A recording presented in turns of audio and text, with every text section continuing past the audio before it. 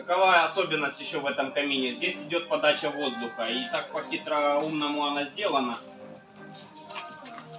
Это беседка закрытого типа. То есть 3 стены, стекло, кислород. Камин много съедает кислорода, поэтому ему нужно дать приточку кислорода. Если подавать его, допустим, приоткрывая окно постоянно, то гостям, сидящим за столом, будет по спине тянуть. Надо его дать прямо в камин. Можно сделать в дровнике, выход с улицы, но тогда отсюда будет тянуть тому, кто будет жарить шашлык. А тут сделано прямо в топку. И как оно будет работать? Горячий воздух от костра будет подниматься по задней стенке. А отсюда, с этих отдушин, холодный будет подниматься сюда. Вот так оно работает.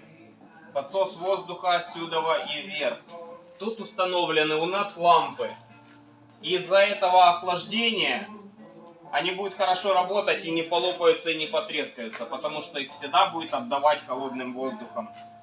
Поток холодного воздуха будет всегда прижимать горячий к задней стене. Он будет по задней стене идти в дымоход, потому что вот тяга и кислород вот будет туда подталкивать. Так оно работает. Еще я хотел сказать про красный кирпич. Почему наша труба из красного кирпича, дымоход с красного кирпича? Для удешевления конструкции.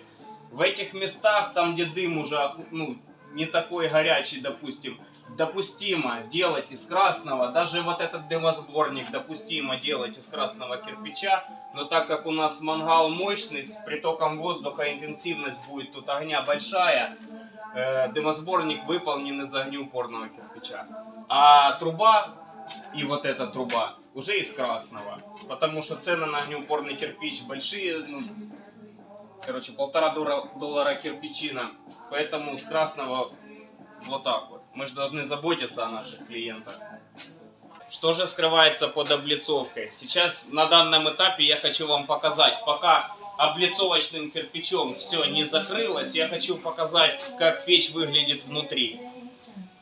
Вот это называется дымосборник. Это основа основ, основа всех каминов. От нее зависит, как будет работать камин, какая будет тяга. Вот это регулировка.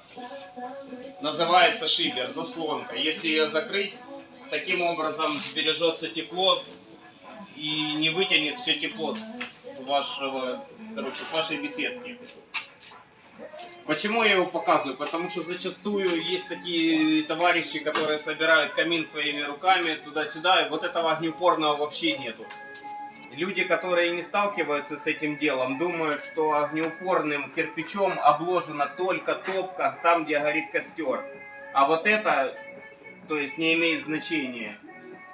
И зачастую эти ребята из облицовочного кирпича и делают этот дымосборник. Вот так вот, убежной штробой. Я заглядывал в такие камины вовнутрь и удивился, потому там нету огнеупорного кирпича. А у нас получается два контура. Огнеупорный и облицовка, которая закроет это все.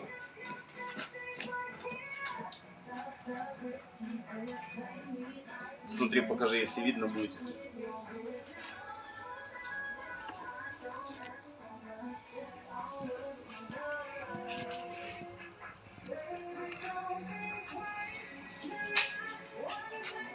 Так, и вот еще важный момент.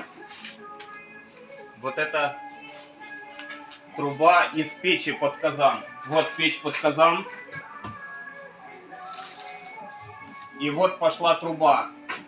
Короче, она должна быть отдельно стоящая. Дымоход. Дымоход. Вот он.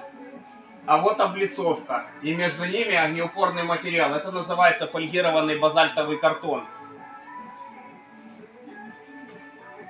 Чтобы облицовка вообще не нагревалась. Потому что если, вот как товарищи запускают прям по этой трубе дым, то кирпич, вот этот керамический, он выдерживает тепловые нагрузки. А вот цементные швы, на которых оно положено, не выдерживают. Таким образом оно быстро придет в негодность.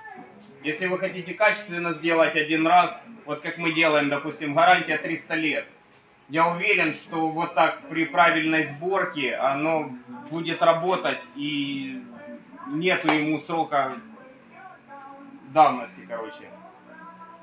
в нашем городе, в вашем городе, в любом, с такого кирпича есть старинные здания. Они до сих пор существуют. Их разбирают. Почему? Потому что они сложены на растворе, на известковом. Если бы его с тех годов положили, как мы сейчас ложим на раствор 500 марки, то его бы и не разбирали. Он до сих пор бы существовал. Поэтому при современных хороших материалах и правильных использований, потому что под каждый кирпич свой раствор. Здесь такой. Под огнеупорный кирпич свой раствор. Температурное расширение кирпича и огнеупорного вот этого материала, на который мы ложим, одинаковое. Поэтому оно будет жить, расширяться, сужаться и не разрушит само себя. Вот поэтому оно будет 300 лет работать и не поломается. Но вроде все.